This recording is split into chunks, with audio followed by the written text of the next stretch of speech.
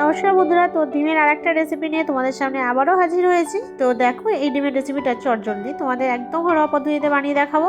তো বেশি কিছু নিয়ে এখানে দেখো টমেটো, পেঁয়াজ, একটা পেঁয়াজ কলি, একটু ধনেপাতা, আর এখানে ছোট্ট ছোট্ট করে পেঁয়াজ কাটা, টমেটো কাটা আর কাঁচা লঙ্কা কাটা।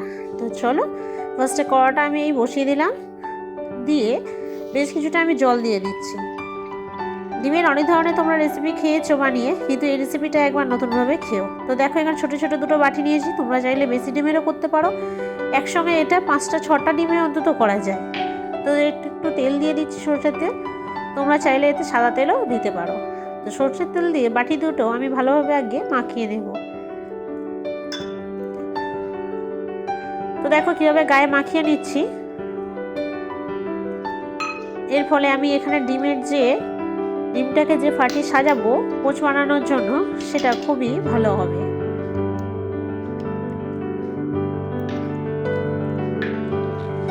তো তোমরা তো ডিমের অনেক ধরনের রেসিপি অনেক রকমভাবে বানিয়ে খেয়েছো। তো এটা প্লিজ বাড়িতে একবার বানিয়ে দেখো কেমন লাগে। আশা করি তোমাদের ভীষণ ভালো লাগবে। তো ডিম দুটো ফাটানোর পর দেখো, ডিম দুটো যেহেতু ফাটিয়ে নিয়েছি, তারপরে আমি হালকা করে নুন ছড়িয়ে দিলাম। তারপরে দিলাম পেঁয়াজ কুচানো, অল্প করে দিলাম। তারপরে টমেটো কুচি আছে, এটাকে আমি অল্পভাবে ছড়িয়ে দেব, দুটোই অল্প অল্প করে দেব। এরপর লঙ্কা কুচি। এই ডিমটা যখন আমি নামাবো এমনি ভাপানো অবস্থার পরে তখনই খাওয়া যায়, অবশ্যইভাবে খাওয়া যায়, কিন্তু আমি এটাকে একটু তরকারি বানিয়ে দেখাবো। তো দেখো আমার সাজানো কমপ্লিট। এরপর আমি একটু মশলা দিয়ে দেব। তো এতে আমি একটু জিরে পাউডার দিয়ে দিচ্ছি, দুটোই আগেই নুন দিয়েছিলাম। এরপর দিয়ে দিচ্ছি হালকা গুঁড়ো লঙ্কা, তোমরা নাও দিতে পারো, কিন্তু এটা দেখতে সুন্দর হয় আর খেতেও টেস্ট হয়। তো দেখো আমি এখানে কড়াই যে জলটা দিয়েছিলাম সেটা অলরেডি গরম হয়ে গেছে, তোমরা ভালোভাবে বুঝতে পারছো, অত্যাধিক। এবার একটা স্ট্যান্ড দিয়ে দুটো বাটি দুদিকে বসিয়ে দিলাম। দেখো এখনও দুদিকে ফাঁকা ছিল, এখনও আরও দুটো বাটি বসতে পারতো। তোমরা যদি 5টা-6টা করতে চাও তাহলে তোমাদের কড়া অনুযায়ী বসিও। তো এটাকে ঢাকনা দিয়ে আমি 10 মিনিটে আছে ভালোভাবে পরে ফুটিয়ে নেব। তো দেখো আমি ফিরে এসেছি। বাটিটা অত্যাধিক গরম, তাই এটাকে ঠান্ডা করতে দেবো। আগে আমি ছুরি দিয়ে আগে চেক করে নিই, যদি ছুরিটা এর মধ্যে গাঁথার পর লেগে যায় ছুরিতে, তাহলে বুঝবো বাকি আছে। কিন্তু দেখো ছুরিটা পরিষ্কার উঠে এলো, মানে এটা হয়ে গেছে। তো বাটিটা অত্যাধিক গরম, 10 মিনিট থাক, 10 মিনিট পরে আসবো। তো এই দেখো আমি পুরোপুরি ঠান্ডা করে নিয়েছি, তবুও দেখি বাটিটা গরম কিনা। না, গরম নেই। তো আমি এগুলোকে নামিয়ে নেব। দেখো কিভাবে বসে গেছে।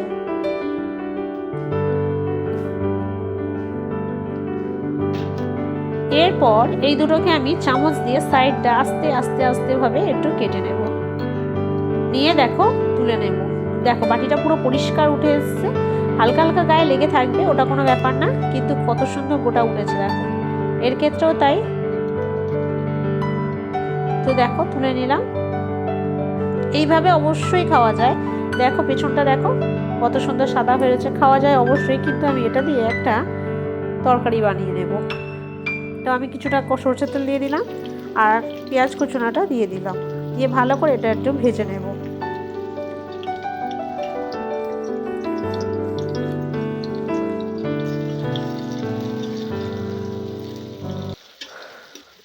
তো এটা ভাজা হয়ে গেলে আমার যে টমেটো কুচানোটা ছিল সেইটা আমি এরপর দিয়ে দেব।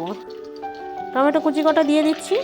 টমেটোটা একটু লাল হলে ভালো হতো জানো তো, কিন্তু শীতের সময় টমেটো লাল তো হয়, কিন্তু বাজারে যখন গিয়েছিলাম লাল টমেটোটা পাইনি, তাই একটু হালকা সাদা দিয়েই করতে হলো। তো এরপর আমি একটা পেঁয়াজ কলি দিয়ে দিচ্ছি।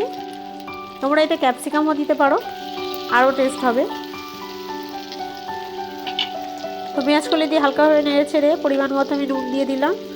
এরপর দিলাম হলুদ গুঁড়ো, দিয়ে আমি ভালো করে এটাকে নেড়ে ছেড়ে কষে নেব।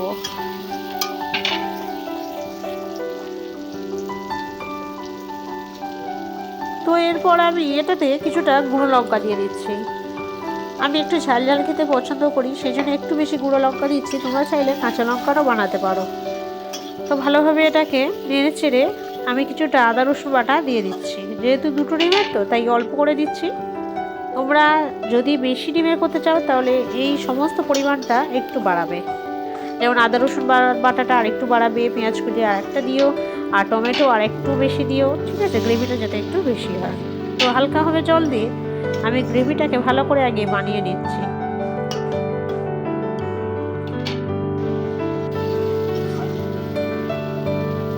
তো দেখো গ্রেভিটা অলরেডি বানানো হয়ে গেছে। এবার জল দিয়ে আমি এটাকে দেখো পুরোপুরি দিয়ে দেবো, দুটোকেই আস্তে আস্তে বসিয়ে দিলাম। দিয়ে এবার তরকারিটা ফুটলে একদম মাখো মাখো হয়ে এলে তারপরে নামাবো। এরপর চারদিক দিয়ে আমি একটু ধনেপাতা দিয়ে দেবো।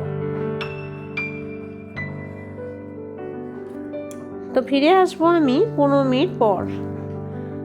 তো দেখো আমার অনেকটা হয়ে এসছে তরকারি। এবার আমি হালকা করে গরম মশলা দিয়ে নামিয়ে নেবো। দেখো উপরে গরম মশলা ছড়িয়ে দিয়েছি। এরপর তরকারি আমি নামিয়ে নেব। তো তোমরা প্লিজ বাড়িতে একবার বানিয়ে খেয়ে আমাকে কমেন্ট বক্সে জানিও যে কেমন হয়েছিল। তো দেখো আমার ফাইনালি তরকারি হয়ে গেছে। তো রেসিপিটা কেমন লাগলো অবশ্যই তোমরা ভিডিও কমেন্ট বক্সে জানাবে। ভিডিও ভালো লাগলে প্লিজ একটা লাইক করো, আর প্রচুর প্রচুর শেয়ার করো, আর চ্যানেলটা সাবস্ক্রাইব করে অবশ্যই আমাদের পাশে থেকো। চলো বন্ধুরা, টাটা, আবার দেখা হবে অন্য ভিডিওতে।